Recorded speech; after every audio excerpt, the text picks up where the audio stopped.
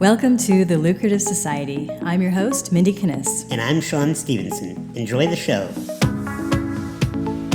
Welcome back. Today, we are joined by truly one of my favorite people. I've told him this and he probably doesn't believe me, but it's actually true. And we'll get into some of the details about why that is. But first, let me welcome our guest today, Josh Bezoni. Hi, guys. Thanks for having me. Heck yeah, we're super excited. Josh, one of the things that we'd love to start with on this show is to talk to the various entrepreneurs that we are speaking with and get kind of the broad strokes of their career so we can understand how they arrived at where they are today. So could you walk us through just a little bit of your entrepreneurial journey and talk about where you're at right now? Sure, I'll do that. I grew up in Iowa, so I grew up in the Midwest in a tiny little town. And my father, there was about 8,000 people that lived in the town. And my father and mother ran a hardware store, so a little True Value hardware store. So I grew up in an entrepreneur environment. Business wasn't a scary thing, so that I feel I had a leg up there. And I did all sorts of things as a kid. I had a lawn mowing service, a house painting service, a snow removal service. So I was always hiring my friends and doing things to not have to work for my father. It was really the main thing. I didn't want to work at the store. From there, I got a job out of college. I graduated with a biology degree and worked for a guy named Bill Phillips. First job out of college, he wrote a book called Body for Life. And there I met our mutual friend, Joe Polish, who was a consultant for Bill, and started getting out of the science end of things and into the marketing end of things for the business, writing copy, was going to Gary Halbert conferences and Dan Kennedy and learning all of these new ways to market, which opened a whole world for me. I remember one of the first marketing books I ever read was Gary Halbert's How to Make Maximum Money in Minimum Time. And it just completely changed my trajectory. I didn't even know that existed. So from then I left EAS and started multiple companies. The current company is BioTrust Nutrition with my partner, Joel Marion. And we've done some pretty incredible things together there as a team. And so that's, in a quick nutshell, that's where I'm at right now. Awesome. So a lot of what we talk about on this show is the intersection between wealth and happiness. And we always talk about, we know a lot of people that have made some great money, but they're miserable.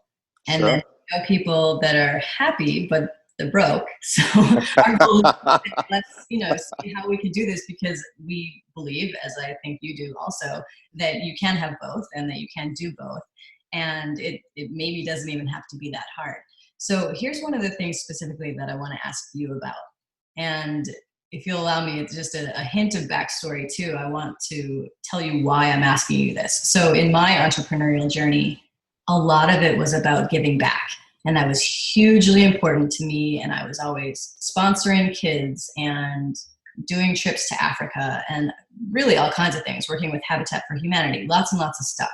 But what it turned into for me is more like almost like being a martyr. Like I was just giving away all the money that I was making, or any money that I was making, I was just giving it away. And it turned into this martyr situation, which obviously wasn't good. And that caused a lot of financial havoc in my business and life.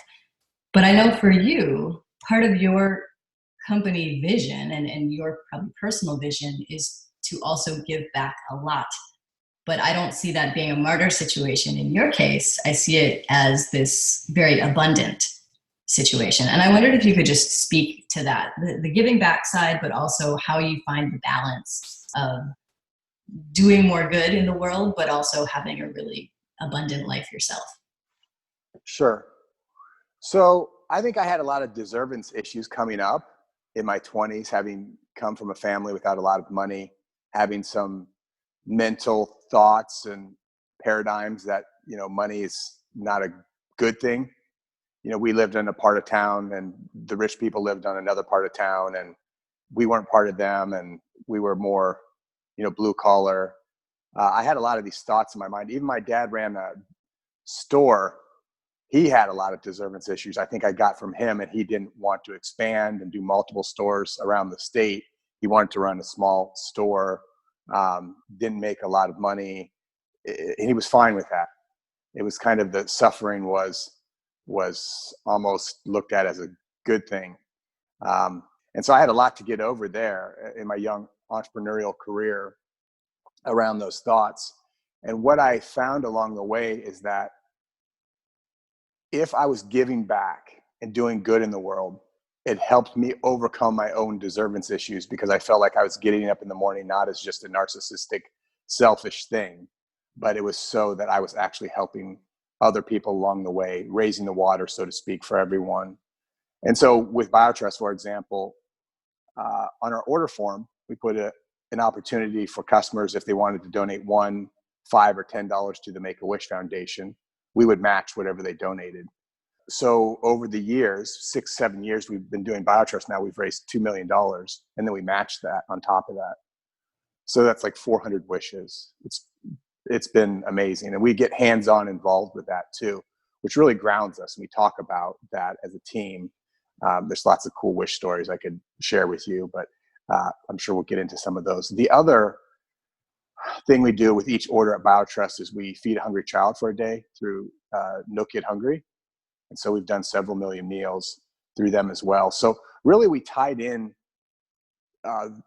every positive thing that happens for us as a company in terms of an order or helping a customer. There's a side benefit that happens for our community. And so it's just built in and it's baked in. So we don't have to think about it. You know, some people, including myself in the past, you get to the end of the month and you don't have much left in some of those lean months. And so you don't contribute. And then that becomes a habit. And then pretty soon years go by and you really haven't been giving back. So we just tied it right in. So there's no thoughts around it. Even when we have lean months, sometimes we're still giving. And so that's been really pivotal for our company. I think our customers love it. It's helped us from hiring really great employees, because they see what we do and know we have a heart, and they want to come work for us instead of somebody else, even though someone else may pay them more money, or, you know, they want to contribute in a different way. It's helped with employee retention. It's helped with all kinds of things, but it all started with just really wanting to give back. And then Joel and I also give a certain percentage of our income away. We don't talk about it. We do a lot of different charities. We don't talk about that publicly, because I feel that, you know, it's not the what we're trying to do there. We're just trying to sincerely give back. And so we do that as well. But charity is huge for our company and what we do. And I would encourage entrepreneurs out there, even if you're just starting up, is to tie it into something small. So each time you have a win, it's a win for everyone else, including the customer, including, you know, whatever charity you want to support. Josh, you know, you and I share something in common. I don't even know if you know this, which is you've given a ton to Make-A-Wish. And when I was younger, I received a wish from Make-A-Wish. And can I tell you that story? You mentioned it to me, but I'd like to hear the whole story. Well, that's the whole story in a nutshell. That's how I met Tony Robbins. And I wanted to meet Tony Robbins, and I was always wanted to be a professional speaker when I was a kid. I did a little bit of speaking for free here and there. And then I met Tony Robbins and just opened up a whole world of opportunity. So that wish was a pivotal part of my life. But I'm curious to hear about some of the wishes that you granted, that companies granted, that really stuck with you, that you could share with us. Yeah, the first one we did, Antonio, he I forget what kind of cancer he had. There's a long name, but he had cancer. He was wheelchair bound. They noticed it when he was running, that he was kind of skipping when he was a small child, and then it was some form of cancer, and he could no longer run and play with his brothers and sisters, and so he wanted to swim with dolphins in Hawaii. And so Kim and I met them over in Oahu and swam with dolphins and watched him swim with dolphins, and then we all went to a big luau. That was something, and that hooked us, because if you see a child who can't run and play anymore, and it's wheelchair bound, and he's out there playing with dolphins, and that was his wish. It's such a healing experience. And the Make-A-Wish has so many stories about children who are not doing well or are sick, and they have this amazing wish and it turns around for them. You know, there's all kinds of those stories we hear about all the time. So that was the first one. And that was, you know, I'm just even thinking about it, just trying to keep it together a little bit, because that was really emotional. And yeah, another one was here in Austin. Little boy, also wheelchair bound, also had some form of cancer. He wanted to have a wheelchair accessible treehouse so that when his friends came over that he could play with them in the backyard. And so we aligned with Make-A-Wish and a company that built these amazing tree houses. And they built a ramp. And it was a super long ramp to get him up into the tree house. And then he had all kinds of, pulley systems and trap doors and all kinds of stuff built into this tree house. And we had a big reveal party, and his school bus pulled up, and they let all the kids from his class come out, and they all came, and we, had a big party and really enjoyed this tree house. And that was just it was a couple of years ago. And so they send us updates, and it's just things like that give people hope and give children an opportunity to be like other kids, have some light and happiness in their life with all those visits to the doctor. And Sean, you know all about this. I mean, it's rough on these children. And so anything we can do to give them, their families, some hope and happiness, we're all on board for. And so that's 2 of 400 wishes that we've done. Josh, now when I'm in Austin, you and I are going to have to go check out this handicap accessible treehouse, because I've never been in a treehouse. I'm pretty sure you want one. Yeah, I'm going to need to check it out and see if it's something I need to do. Yeah, well, let's go over, because I'd like to check in as well. That'd be great. That's so awesome. And that just speaks to what I was talking about earlier. That's why you and your company, you guys are one of my favorite things, and such a great role model and example for other entrepreneurs out there, especially because you guys are not doing it as a tactic or as, I feel like today there's a lot of talk about, ever since maybe Tom's shoes came out, people were like, oh, well, we should be doing something like that, like a 1-for-1 or a give back or something. And they do it more of like a way to gain notoriety or for some press. And you guys are doing it truly from the heart, which I just so appreciate. Yeah, we should. I mean, we don't really talk about it a whole lot. The only press we've done is the local Austin TV news station came out with that wheelchair accessible treehouse. I'll have to send you guys the link. Totally. And we didn't line that up or anything. So a lot of these things, we intentionally don't try to get press. We mention it on social media once in a while because we're proud of it. We're proud to give back, and we're proud to help. It's just really cool. And, I thank my parents for that, because when I grew up in Iowa, in the winter, every winter at Christmas, we would go around and feed 3 families on Christmas Eve. And in rural Iowa, I mean, there's a lot of poor families, just all over America. When you get outside even in the cities, everywhere, there's families that need help. And so my father and mother would talk to the school systems and see what kids really probably wouldn't get a Christmas dinner and Christmas gifts. And we would go out and do at least 3 of them. Sometimes we'd do 4 or 5. And I just remember some of my earliest memories was delivering food and gifts to an Iowa farmhouse in the winter. And I remember having to roll across the snow because it was too deep where you would walk and it would go up to your waist, because I was probably like 6 or 7, 8 or something.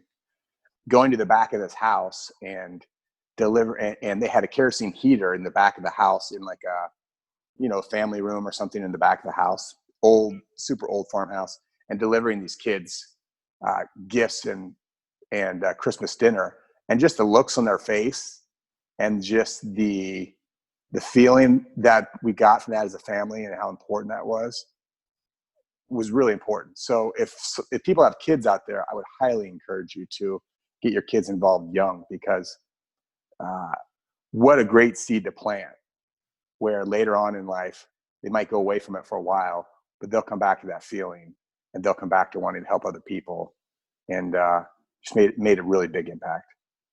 Josh, there's something I adore about you, and that is your relationship. Every time you are talking about the successes that you've had, the adventures you've been on, you always include Kim in the conversation. And I know that most of the time I'm getting elbowed under the table because Mindy's like, can't you be more like Josh? Right? So thanks for all those elbows. We talk a lot about, I'll say why I'm elbowing him. We have had many, many discussions, not just with Sean, but in our group of friends, about not making like a wife just this random, like not a human. Like, what's their name? They have a name, let's put a name and like create a human person for this, like my wife. I hear that a lot, from men in business. And so it was just, I just was like, hey, he didn't even say like, oh, Kim, who's my wife, just Kim and I. I'm like, bingo, it's that easy. Yeah. So thanks for that. Can I mention something about her, by the way? Yeah, that's what I was hoping you'd go to. Kim has a huge heart, and she's a VP of HR for the company. She's hired over the years 300 plus employees with her team's really small. She's really good at finding great people. She's a great person, and I think allows her to find great people. But she heads up a lot of these charity things for us as well. And so she's out there granting wishes on weekends, doing wish parties, finding out what the kids want to do. She doesn't post anything on social media about it. She just has a huge heart, and she's a big reason we do so much of this, and why she's always nudging me to do more and get involved, make a bigger impact. And it's awesome to see her interact with the kids and to be so involved with that. She has a huge heart. We need more people like that in this world, For sure. Oh, I love you guys. So, Josh, I'm going to ask you a question that we ask all of our guests. It's got 4 parts, and I'm going to walk you through each of them as we go. And it's going to help lay out a little bit of a roadmap for the listener on the other end here. It's an acronym, HERB, H-E-R-B, and it stands for, we'll start one letter at a time. H stands for habits. What are some of the habits you have, both in your personal and professional life, that you feel has contributed to your wealth and happiness? One is continuous learning. So many people that quote unquote kind of make it think they know it all, and they take that position and stance, and they kind of just keep, repeating the same thing for 20, 30 years. It seems like I'm under the impression that probably most of what I know is wrong, and I'll change my opinion on it moving forward. And so continuously learning, reading, experimenting, that's been critical for me. Another thing is not believing my thoughts, which is something I've really worked on a lot the last couple of years. I really started questioning a lot of my thoughts. And I encourage everyone out there to do that. Why are you thinking what you're thinking? Is it really true? What if it wasn't true? What if you weren't listening to that story that you keep telling yourself? Especially around limitations and what you can and can't do. So questioning thoughts, continuously learning are 2 of the biggest things I think that can have an impact on someone. And then you're going to constantly be evolving. And in business, if you're not evolving, you end up, here's a great example. My dad ran a hardware store, like we were talking about. Walmart moved to town in the 80s and 90s. Walmart spread all across America and like cut my dad's business in half because he wasn't, evolving and changing. And pretty soon Walmart knocked out all these little mom and pop hardware stores all around the US. And then Lowe's came in, and Home Depot and everyone else. And so if you're not learning and evolving in business, someone's going to eat your lunch. But as an entrepreneur, I think you have to learn and evolve and question your thoughts just to find happiness too. Because for a long time, I probably wouldn't say I was really quote unquote happy until probably within the last 2 or 3 years. And it's taken a lot of work to figure out, actually, you know what everyone should do? Everyone should make a buttload of money and then figure out that that's not the key to being happy. Because in essence, that's what we did. We hit a gold mine in business and really worked hard at it. Got to the end and I thought, wow, look how much we've contributed, look how much we've made. And then I'm like, why in the world am I still not happy? I climbed the wrong ladder. Not that you shouldn't climb that ladder, but I thought it would be the end all. And it wasn't. It wasn't even close. So anyway, I digress a bit. So what is the ladder that we should be climbing? Dig into that a little more. Man, for me, it's been doing the work of undoing trauma, childhood trauma, self-acceptance, self-validation, connection with universe or source, that self-love, not so much working to get to so many of us work because we're trying to prove ourselves worthy of love. And we can work, and if you don't really love yourself and you haven't forgiven people from your past or forgiven yourself, it just doesn't work, you know? And so it's not what people might be looking for on a business call, where they're looking for strategies on how to make a lot of money, but it's doing the work, it's doing the meditation. I've been experimenting many more with guided psychedelics, not for fun by any means. It's not fun, but it's been really worthwhile for me as an individual. It's been a game changer. And doing therapy, I've had some great therapists that have helped me through challenging times, and it's just really doing the work, and it's not always fun. And that's more challenging for me than at this point running the business and driving revenue. I can make a great Facebook ad, and we can spend lots of money on Facebook ads, and we can develop a product. That's become easy. The hard work is, looking in the mirror and doing the work there. Yeah. So from the H, we're going to move to the E, which stands for environment. And environment, I mean your home, your office, your vehicle, what you allow in and what you need to not allow into your environment to create the life that you enjoy. I'm happiest when I'm by water. And so Kim and I have a house on Lake Austin. We go out and jet ski and boat, and that brings us a lot of happiness around water. And then we have a place in Maui, which we overlook the ocean. And it's just so peaceful for us. And I do my best work there.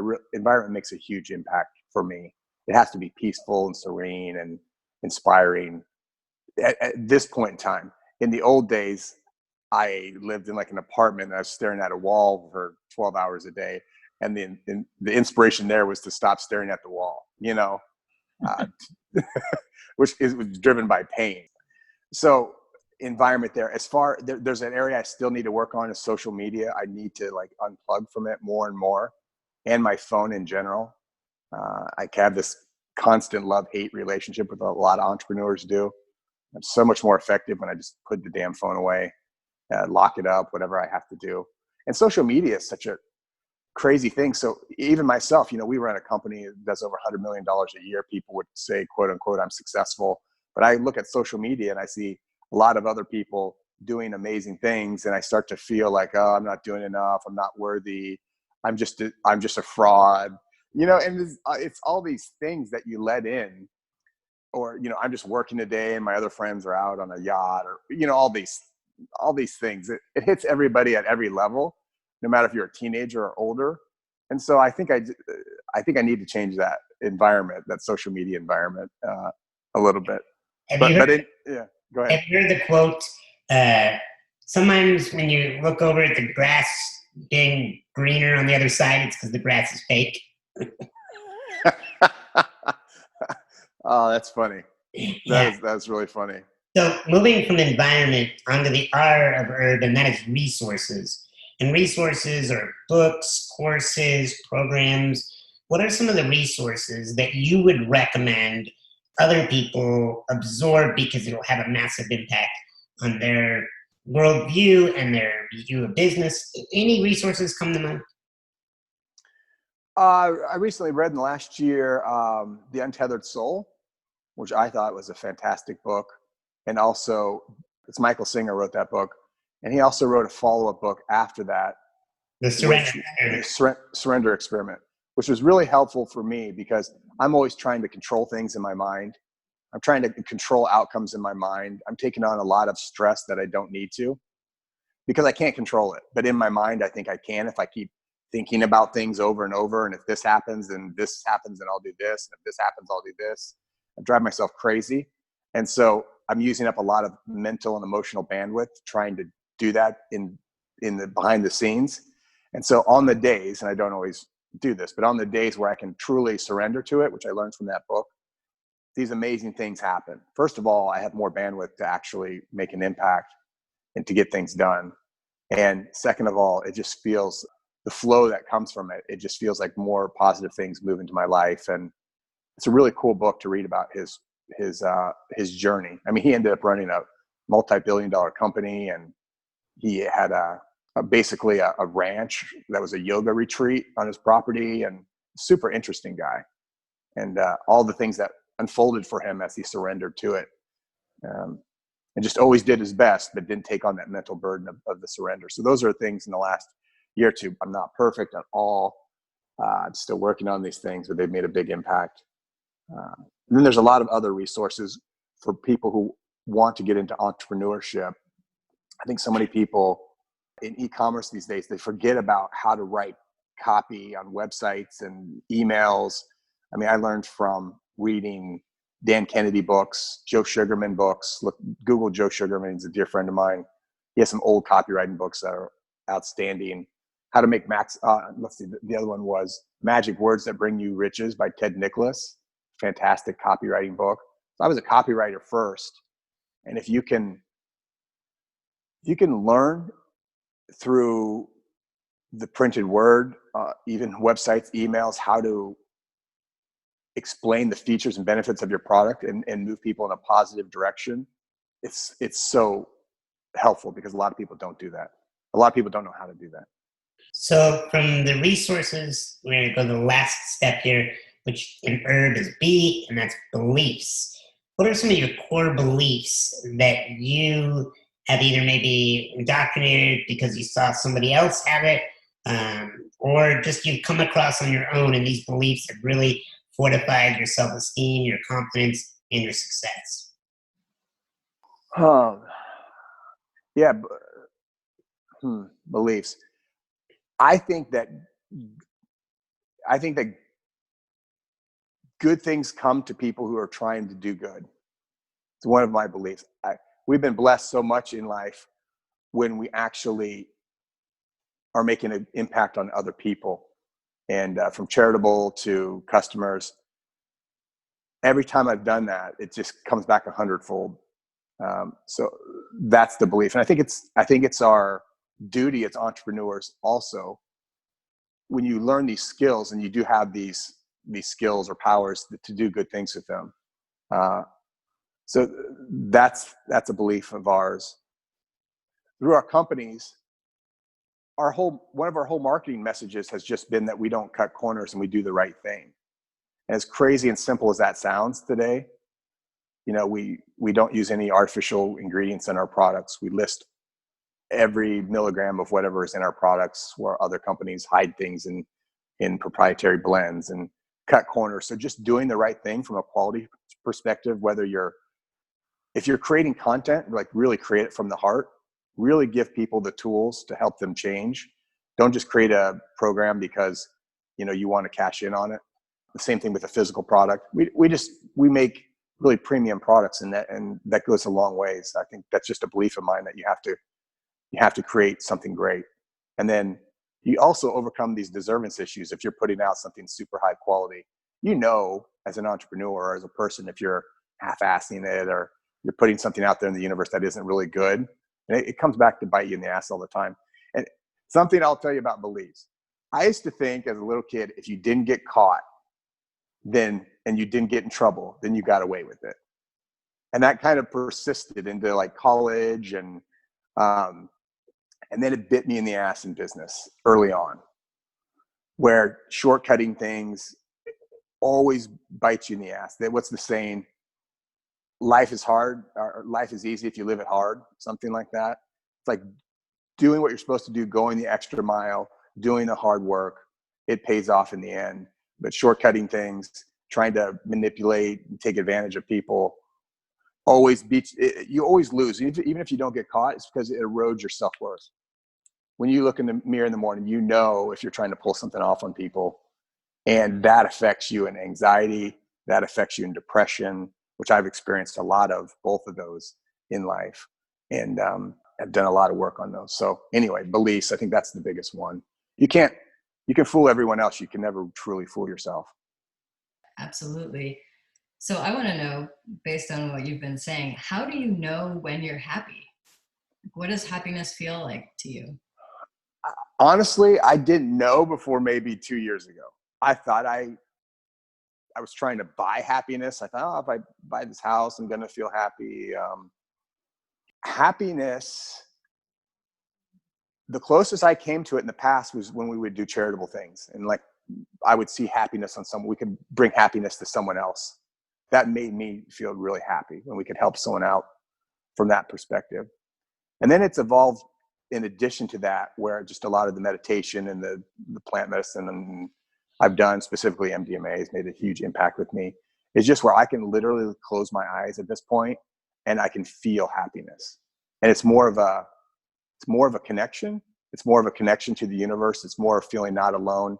It's more or less knowing that I'm responsible for my happiness. No one else is going to swoop in, and no relationship's going to make me happy. No amount of money is going to make me happy. I'm responsible for it all. It's like radical responsibility, I guess you would call it. And I've recently, I mean, literally in the last probably year and a half or 2 years, I've felt what I think is true happiness for the first time. And you have to clean out a lot of junk mentally in order to even find that space. I hope everyone works towards that space because it's worth all the money in the world. It really is. So what? You're whispering to me on the recording. Doesn't matter. We can delete it. No. All right, we'll edit this. I think it's authentic, and I'll just leave it on. Okay. I'm like writing him notes, and then he's like, Right. Yes, we should do a whole show just on MDMA and plant medicine. we could. Yes. Josh, one of the things that we love asking people about these days, and also that we're talking a lot about these days, is curiosity. And thinking about things that you are curious about, things that we are curious about. If you could pick maybe the top 2 or 3 things that you are curious about right now in your life, what would they be? Wow. You mentioned curiosity. Some of the most successful people I know are just curious about all kinds of things. And I think they're also some of the happiest too, when I think about that, because they don't get stuck in these ruts and there's always something new and exciting. And wow, I am really interested in, we mentioned plant medicines, MDMA, helping more people get access to that as it becomes legal around the US, which it will be in the next 2, 3, 4 years. I'm already looking at investing into some facilities that will be doing that. They're associated with MAPS. People should check out maps.org. That's exciting for me. What was the specific question again? 2 or 3 things I'm curious about? Yeah, what are you curious about? Okay. So one is the psychedelic world and MDMA, because it's such a profound effect. Another one is hypnosis, just because I've never really experimented with it too much before. I don't think I was open enough to it. And I think that it can help a lot of people. I'm really curious about hypnosis in the mind and how it works. And let's see, travel. The third one has to be travel. I keep saying, when I sell my company or when I retire, we'll do all this traveling. And then Kim and I have looked at each other, and we still travel quite a bit, but we're like, do it now. We can work from the road. We're always working remotely and learning from these other cultures and experiencing these other things. And it can make a really big impact. For example, we built 3 schools with Pencils of Promise, great organization that builds schools for kids that don't have schools. We've never visited a school.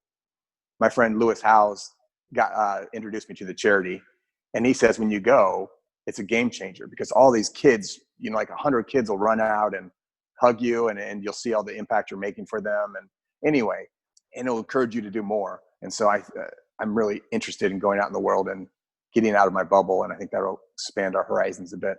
There's so much, we all know there's so much poverty and so much struggle in the world, but we kind of turn a blind eye to it, especially when you live in America, because if you were born in America, you've already really hit the jackpot. I mean, think about it. You have, most people, not all, but have access to, clean water and opportunity. And there's organizations that'll help. And I think if you get to these other third world countries, there's none of that. I mean, it's just a different ball game. And I really want to experience that and try to lend a hand where I can.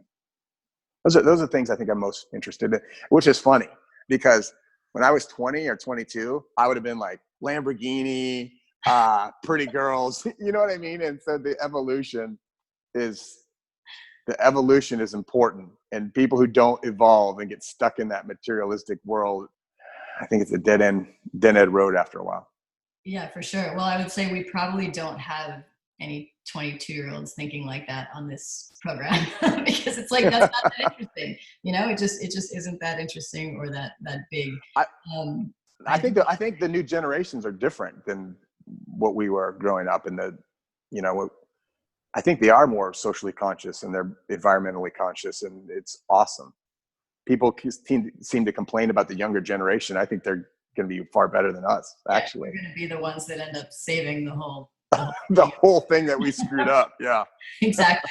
I do want to say you should probably come to Kenya with us when we go next year to see schools and do awesome stuff like that. I think you and Kim would love it. So I'm just going to plug that right here. Yes, that sounds cool. Free in June of 2020. Nice. That sounds really cool.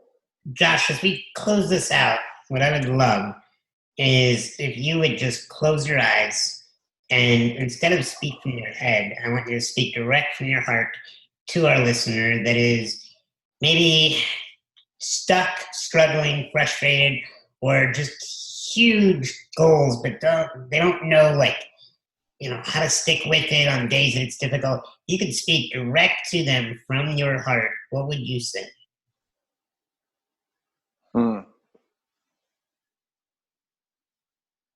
Well, this one's interesting.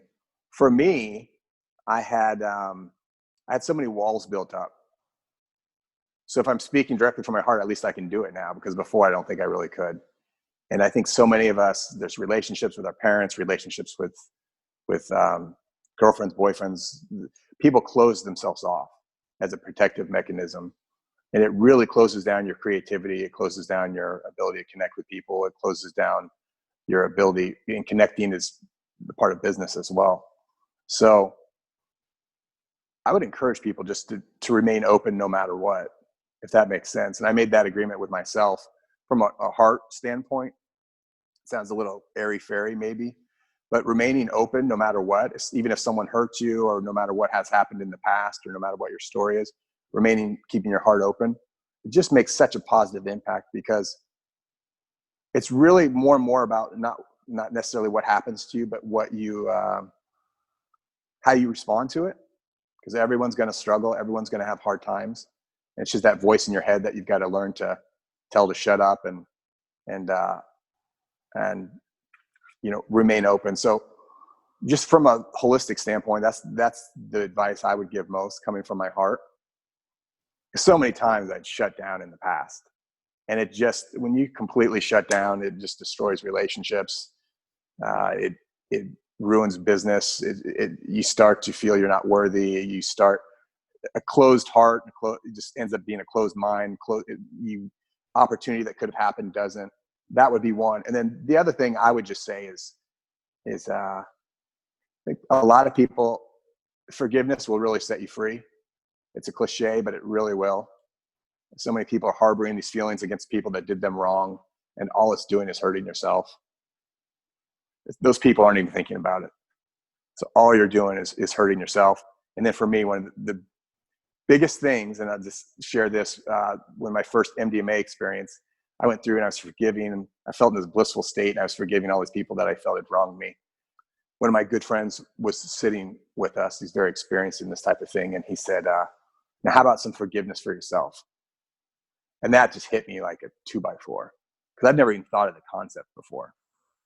And I think that's really important for the things that we've done wrong, the people we've mistreated, for the situations we haven't handled appropriately. You got to have a lot of compassion for yourself, because when you start having compassion for yourself, then I think you can truly have compassion for other people.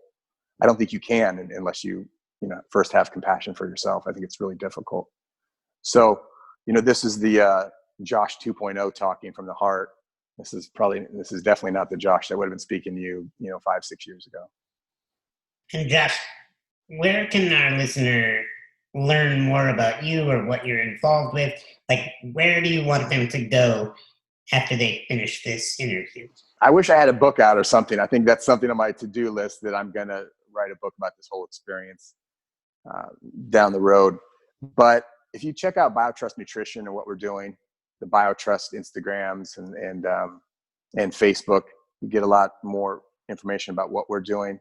I'm so bad at social media. I'm not trying to be a guru. I do podcasts every once in a while. And I think that's the next phase of life too, is once I exit out of this business phase, it's more of a going into a service. So anyway, you're not going to be very impressed with my Instagram game or social media, but you can also just Google my name and check out other podcasts. That'd actually be the best things. I get into more business strategies and things with, Mike Dillard and Lewis Howes and Joel Marion done podcasts, but I show up on really close friends podcasts once in a while and try to give back. That's my way of giving back. So I don't have anything to really promote. Well, they can watch our movie when we produce it at some point, Josh. That's a hidden dream of mine, is to come out with a movie with you. You told me about a great movie idea. I love your movie idea. And I think that we should work on that, because for me, it's the next stage. I want to do independent films and that really tell a story, and we'll see if I actually can pull this off, but we'll see. I just want to say I appreciate both of you too and what you're doing in the world. Whenever I have something going on, even recently with Sean, I called Sean and took time out of his day to kind of help me through things. And you guys are shining lights in the world, and appreciate you so much. So I think you're going to do great with this podcast. And Sean, if you haven't seen Sean speak out there, I'm sure people have that have listened to this. You're one of the best, and really moving. So love you guys and appreciate what you do. Love you too. And thanks for your time today, and really appreciate all your wisdom. Thanks so much for listening. Make sure and subscribe to The Lucrative Society on iTunes and leave a review of the podcast. For more information on our programs, visit our website at lucra.com. That's lucra.com.